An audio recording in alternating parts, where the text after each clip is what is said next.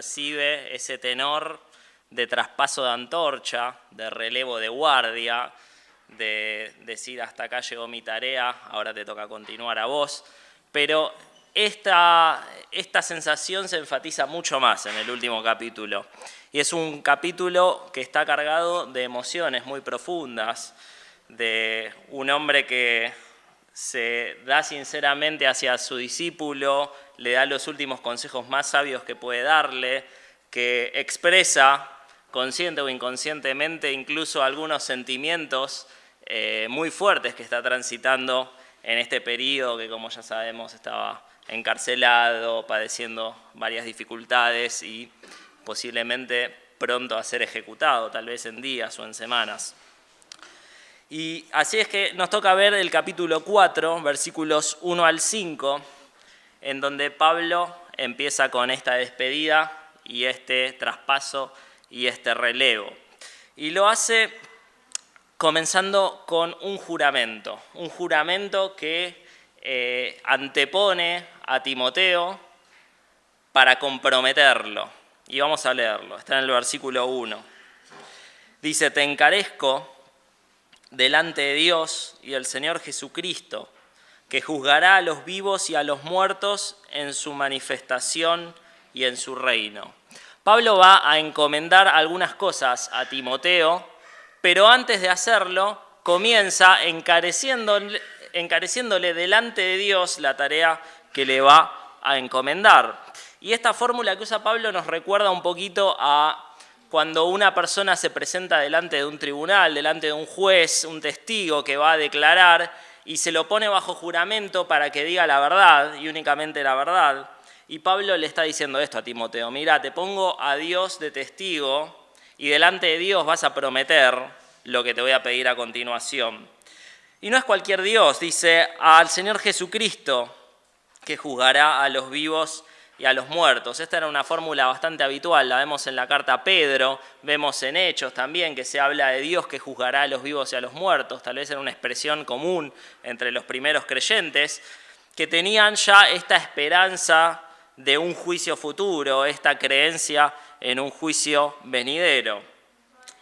Pablo transmite la idea de que Cristo es quien está preparado para juzgar. ¿A quién? A todos, a los vivos y a los muertos. Un juicio universal, en el sentido de que Él es el juez designado para hacerlo.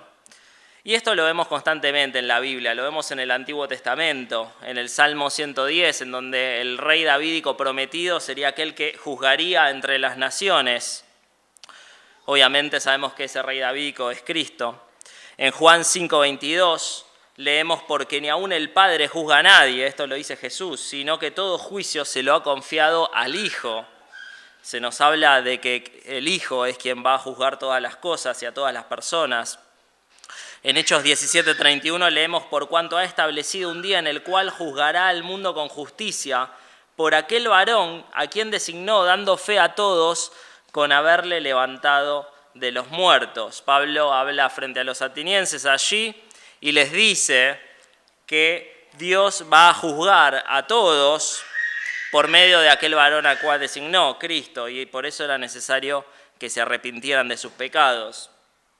Entonces, la idea de que va a haber un juicio en el cual Dios va a juzgar, y después habrá distintas lecturas de esto: tribunal de Cristo, juicio del trono de Dios, del gran trono blanco, juicio para recompensar obras, juicio para juzgar pecados. Más allá de todo eso, está presente constantemente en la Biblia la idea de un juicio en el cual las obras de todas las personas serán juzgadas.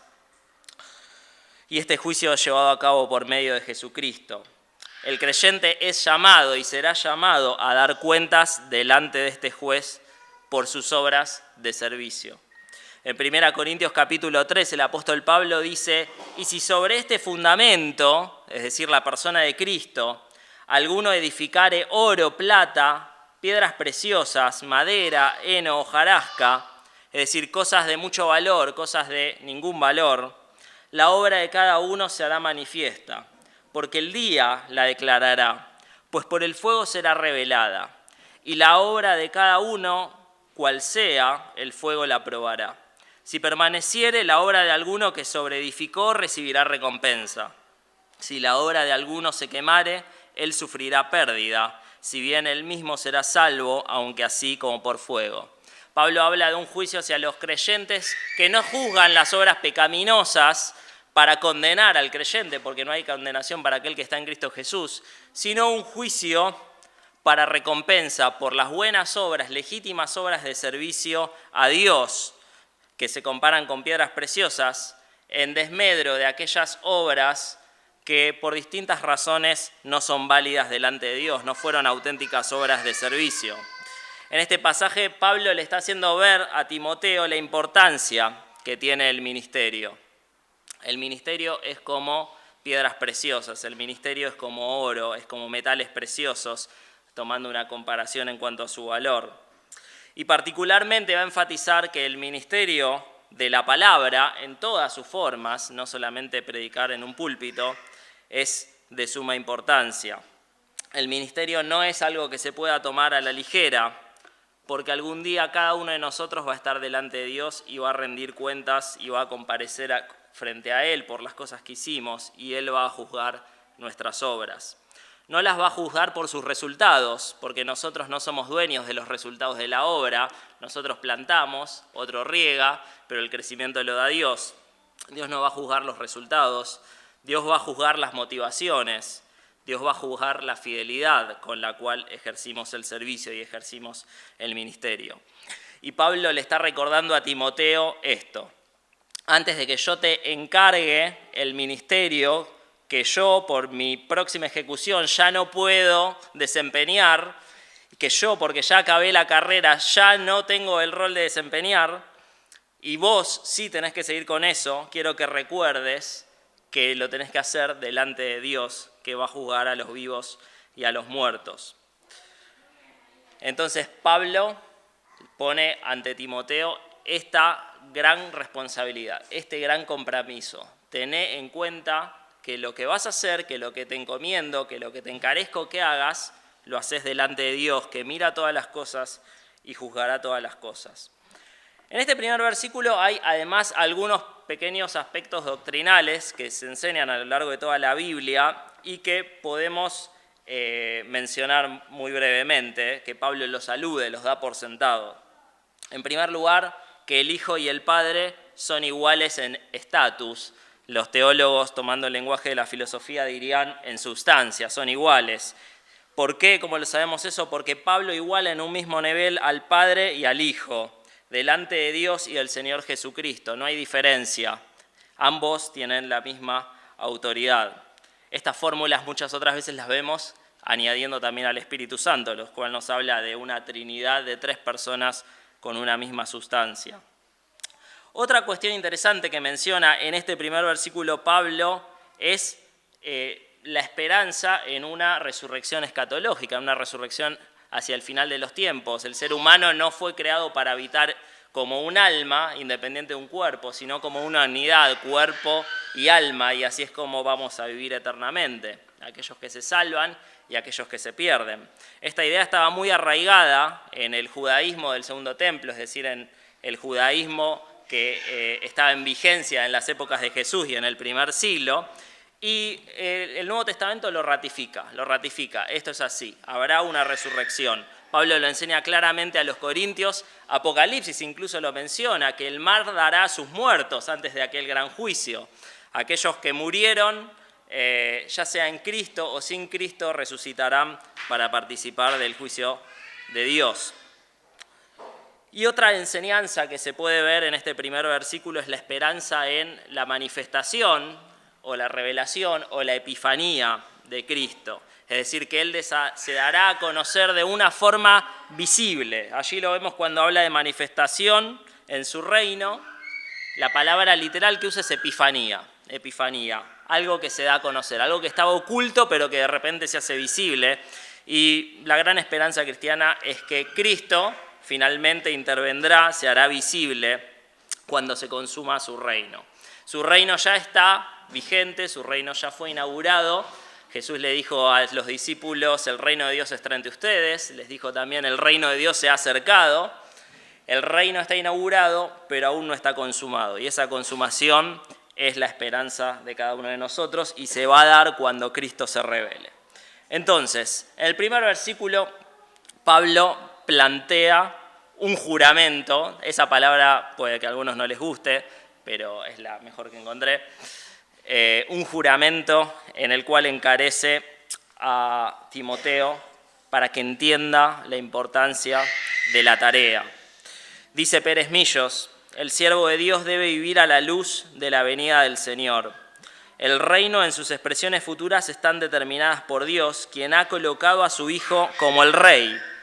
Dado que no sabemos cuándo será la segunda venida de Cristo, el creyente debe vivir a la sombra de ese acontecimiento como si se produjese de forma inmediata.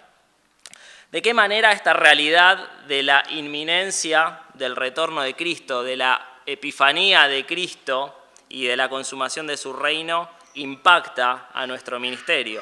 Bueno, Pablo pretendía que esa realidad impacte el ministerio de Timoteo.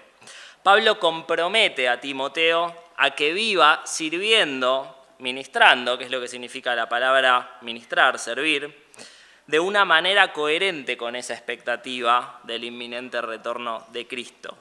¿Cuál es la conclusión que cada uno tiene que sacar de eso? Que si Cristo viene pronto, que si su regreso es inminente, que si en cualquier momento Él se va a manifestar y su reino va a ser finalmente instaurado en esta tierra, entonces hay dos cosas que importan: que vivamos en santidad y que le sirvamos. Para eso fuimos salvados.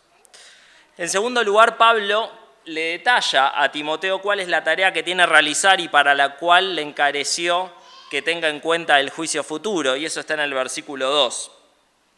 La tarea es que prediques la palabra, que instes a tiempo y fuera de tiempo, redarguye, reprende, exhorta con toda paciencia y doctrina.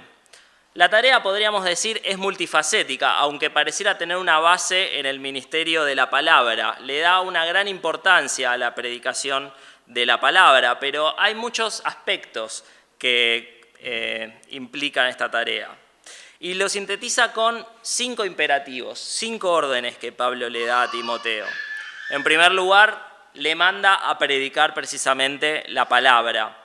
Y la expresión palabra de Dios es completamente frecuente en las epístolas pastorales. Pablo la usa constantemente. En 2 Timoteo capítulo 2, versículo 15, Pablo le dice a Timoteo: esfuérzate por presentarte a Dios aprobado como obrero que no tiene de qué avergonzarse y que interpreta rectamente la palabra de verdad. En primer lugar, la palabra de Dios tiene que ser bien interpretada para poder ser aplicada correctamente. En 2 Timoteo 2:19, unos versículos después, Pablo le dice a Timoteo que la palabra, o mejor dicho, describe a la palabra como un fundamento que es sólido y que es firme, el fundamento sobre el cual debe construirse la iglesia y el ministerio personal y eclesial. En Tito capítulo 1, los primeros versículos, Pablo dice que la palabra de Dios es fuente del conocimiento de la verdad, es decir, accedemos a la verdad y sabemos qué es verdad y qué no es verdad en base a lo que dice la palabra de Dios. Y no solo es fuente de verdad, sino fuente de la esperanza para vida eterna. No hay posibilidad de vida eterna ni de vida plena para el ser humano si no es por medio de la palabra de Dios. Y dice también Pablo que la transmisión de estas verdades fue encomendada a él por mandato mismo de Dios. Y esa encomendación que Dios le hizo a Pablo de transmitir la verdad, de transmitir la palabra de Dios, ahora Pablo se la está encomendando a Timoteo en una secuencia de transmisión ministerial. En Tito capítulo 2, versículo 5 se nos enseña que con nuestra actitud podemos deshonrar la palabra de Dios. En ese caso puntual pone el ejemplo de las mujeres, con su manera de manejarse, podían deshonrar la palabra de Dios, pero es un principio que podemos aplicar para todos nosotros. Nuestra manera de conducirnos, nuestras actitudes, nuestra manera de vivir puede honrar o puede deshonrar la palabra de Dios. Puede dar cuenta de la verdad divina que se encuentra en la palabra de Dios o por el contrario puede actuar en desmedro de ella. Y en 1 Timoteo capítulo 5, versículo 17, Pablo habla acerca de que los líderes que conducen bien la iglesia se caracterizan particularmente por prestar atención a la palabra de Dios, a su estudio y a su predicación. Por lo tanto, la idea de palabra de Dios está presente constantemente en las epístolas pastorales y Pablo la utiliza acá por última vez en el último capítulo. Y esto evidentemente nos sorprende. A esto se dedicaba Jesús, a predicar la palabra de Dios. En Lucas capítulo 5, versículo 1, leemos que el gentío se agolpaba sobre Jesús para oír la palabra de Dios. No para oír cualquier otra cosa, sino la palabra de Dios. En Juan 17:6, Jesús orando al Padre dice: he manifestado tu nombre a los hombres que del mundo me diste. Tuyos eran y me los diste y han guardado tu palabra.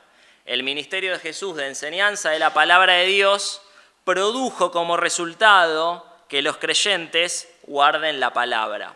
Los discípulos de Jesús guardaron la palabra, los discípulos de los discípulos, como era el caso de Timoteo, deberían guardar la palabra y así en una línea sucesoria hasta nosotros hoy en día. El ministerio de Jesús consistió en predicar la palabra para que los demás la guarden y nosotros debiéramos asimismo guardar la palabra y enseñar a otras personas a que también la guarden. El segundo imperativo que menciona Pablo en la tarea que le está encomendando a Timoteo es instar a tiempo y fuera de tiempo. Y hay algunas opiniones respecto a qué se refiere Pablo con esto. Y pareciera ser que el sentido más propicio es que más que a insistencia, es decir, una persona que está taladrando a otra con la palabra, es de estar preparado en todo tiempo para llevar a cabo la proclamación, aprovechando las distintas oportunidades que se van presentando.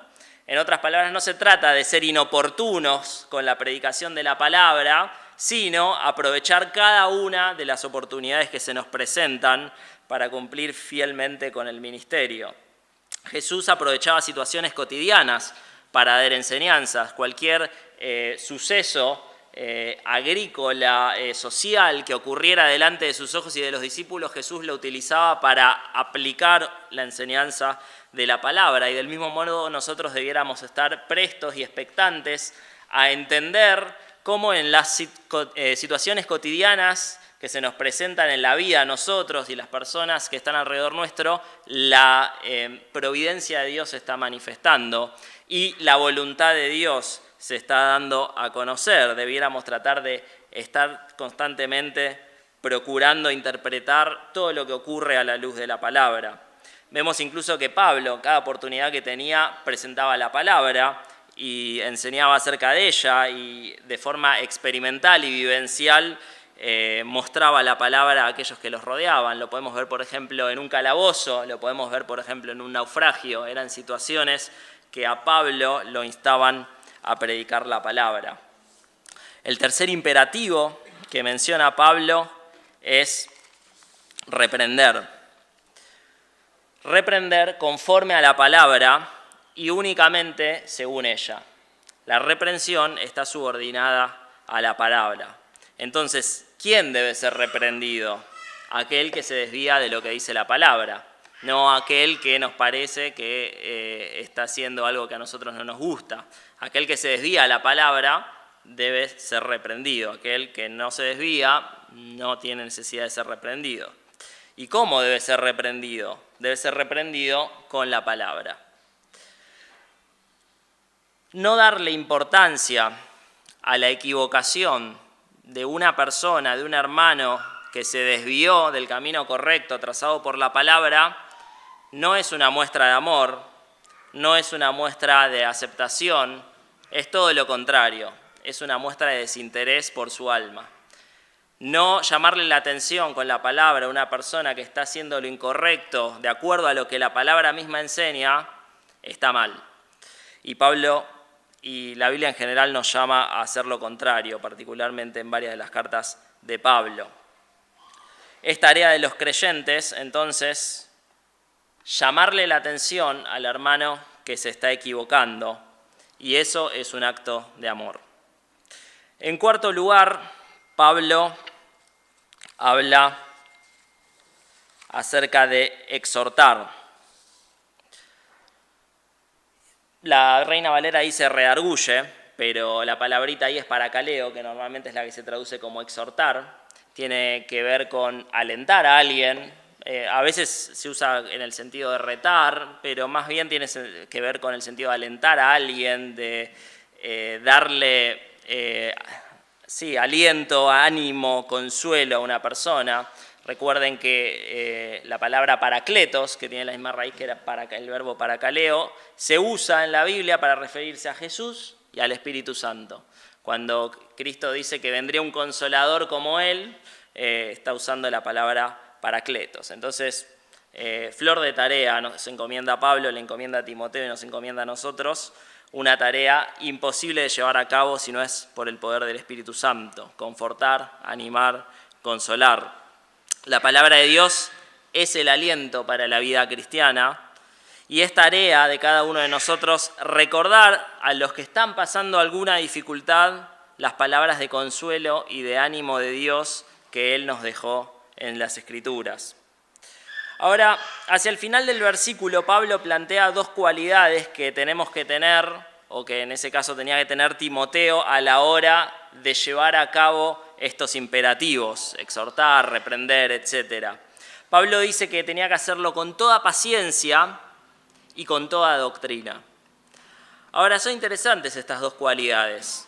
Hay una que es un fruto del Espíritu Santo, la paciencia, o que es parte del fruto del Espíritu Santo. Y la otra se adquiere con esfuerzo, con estudio, que es toda doctrina, es decir, toda enseñanza. Ambas cualidades, paciencia y doctrina, describen a una persona que es madura espiritualmente, una persona que es madura en la fe. Y cada una de estas cosas que Pablo le pidió a Timoteo, que predique, que redarguya, que exhorte, todo esto debe hacerse siempre con paciencia y siempre en la sana doctrina.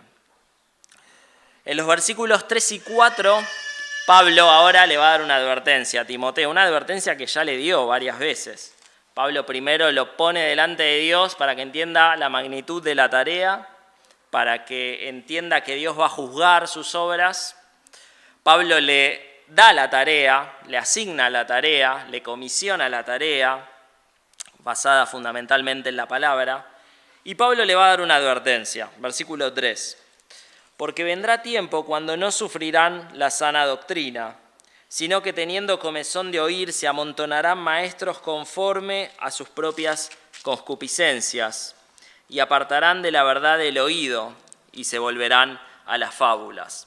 Pablo ya había hablado en otras ocasiones en esta carta y en la anterior a Timoteo acerca de la amenaza de los falsos maestros y de las falsas doctrinas.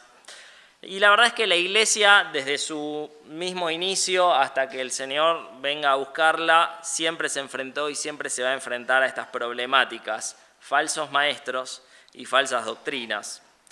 Quienes predican enseñanzas falsas se asocian con personas que quieren escuchar eso. Pablo está diciendo, hay personas que enseñan cosas que son falsas y hay personas a las cuales eso les causa comezón de oír, hay personas a las cuales les gusta escuchar eso. Personas que están dispuestas a escuchar eso falso. ¿Por qué? Tal vez porque no se las confronta con su pecado, tal vez porque se les predica algo que satisface al ser humano y que no satisface a Dios. Lo cierto es que siempre van a estar los que predican cosas falsas y los que quieren escuchar falsas predicaciones. Tenemos que tener en cuenta siempre y ser conscientes de que nuestra enseñanza no tiene que buscar satisfacer los deseos de la audiencia que tenemos delante. Ese no es nuestro objetivo es ser fiel a la palabra en cualquier tipo de ministerio de la palabra que realicemos. Lo repito, no solo predicando desde acá, incluso en lo que hablamos y comentamos con compañeros del trabajo o con cualquier persona que se nos cruce. No debemos rebajar la santidad, la justicia de Dios que se muestran en la palabra para que sea más accesible, más gustoso al oído del ser humano que no le gusta ser confrontado con su pecado. El mensaje del Evangelio que Jesús predicaba era impopular, palabra dura de recibir es esta, ¿quién puede oírla, no? Decían las personas que estaban escuchándole en aquel tiempo, y no va a ocurrir otra cosa con nosotros. Las personas, cuando escuchen la palabra de Dios y escuchen que se las confronta con su propio apartamiento de Dios y la necesidad de arrepentirnos de nuestros pecados, seguramente muchos, aquellos que no sean tocados por el Espíritu Santo, no van a estar dispuestos a oír eso. Sin embargo, no tenemos que, en búsqueda de popularidad, rebajar la palabra de Dios. El mensaje del Evangelio es un mensaje que confronta al pecador, no es un mensaje complaciente y es indudablemente popular. Por lo tanto, Pablo advierte a Timoteo y le dice, hay personas que no van a querer escuchar la verdad, van a querer escuchar mentiras, pero vos tenés que mantenerte fiel.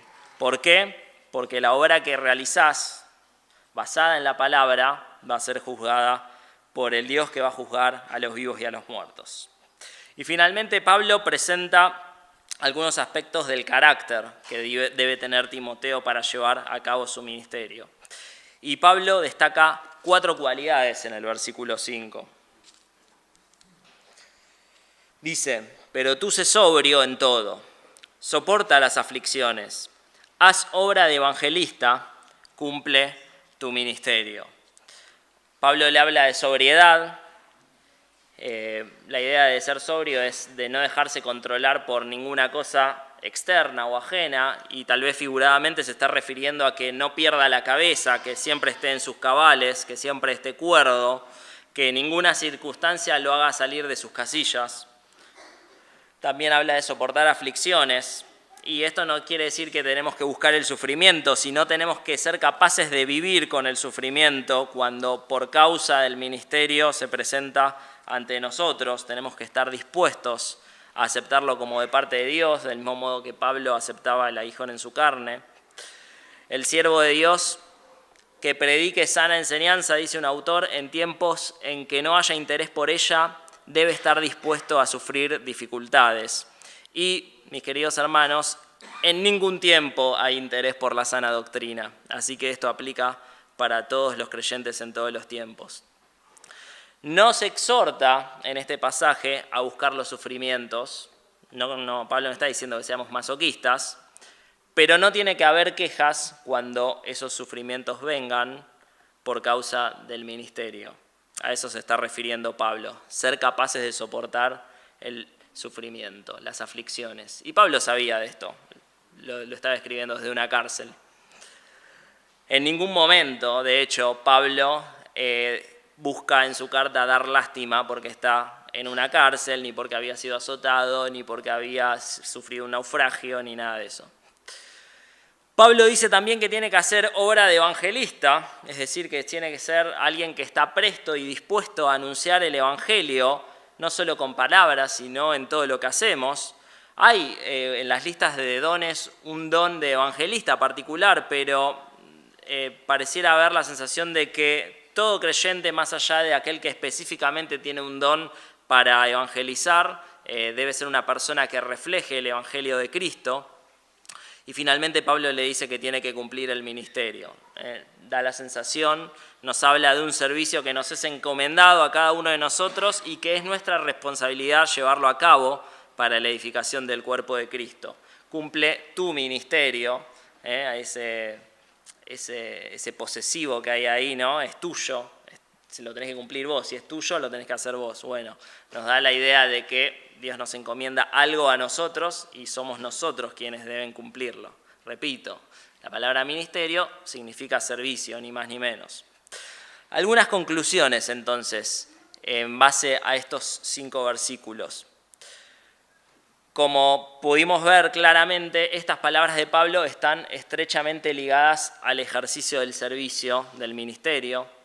El ministerio siempre, en la palabra de Dios, siempre que encontramos esa palabra, tiene que ver con ejercicio de dones que recibimos para la edificación de la iglesia, para la edificación de los hermanos, para la gloria de Dios. Y Pablo, en relación al servicio, en relación al ministerio, está enseñando algunos principios que nos vendría bien destacar. En primer lugar, que hay cualidades personales que tenemos que tener en cuenta a la hora de ministrar nuestros dones a otros. Pablo le hablaba a Timoteo de sobriedad, le hablaba de compromiso, le hablaba de muchas cosas que tienen que estar presentes en la persona que realiza un ministerio fiel. En segundo lugar, que nuestro ministerio siempre debe estar fundamentado y subordinado a la palabra de Dios. Siempre. La palabra de Dios es la que manda. En tercer lugar, que la preparación en la palabra de Dios es fundamental para luchar contra los falsos maestros y las falsas enseñanzas que quieren destruir la iglesia. Vemos que Cristo enseñaba la palabra de Dios y le dice al Padre, mis discípulos la guardaron. Y vemos que Pablo, recibiendo esa encomendación de Cristo, enseñaba la palabra de Dios y le manda a Timoteo a guardarla. Y así sucesivamente hasta nosotros. Tenemos que guardar la palabra de Dios primeramente, tenemos que enseñarle a otros a que la guarden. Y ese es el mejor camino para prevenirnos de los ataques del enemigo que constantemente va a querer atacar a la iglesia de distintas formas, ya sea con ataques internos, con ataques externos. La mejor forma de protegernos es con la palabra de Dios. En cuarto lugar, que esa palabra tiene que ser aplicada a nuestra vida personal y luego ser enseñada a otros. Y en quinto lugar, que tenemos un compromiso, y ese compromiso lo tenemos delante de Dios, del Dios que, como decíamos, va a juzgar a vivos y a muertos, que con su mirada escudriñadora va a discernir todo aquello que hicimos de acuerdo a nuestras intenciones, de acuerdo a la fidelidad con la cual lo hicimos, todo aquello que hayamos hecho para nuestra vanagloria, todo aquello que hayamos hecho por las motivaciones incorrectas, no va a ser más que hojarasca, y aquello que hayamos hecho en fidelidad y en subordinación a la palabra van a ser como piedras preciosas. Pablo pone un compromiso delante de Timoteo y delante de nosotros a servir y hacerlo de una manera fiel. Y es un compromiso que en base a aquel que va a juzgar aquello que hicimos no puede ser tomado a la ligera. Entonces, que honremos a Dios con nuestro compromiso, que honremos a Dios con nuestro servicio. Amén.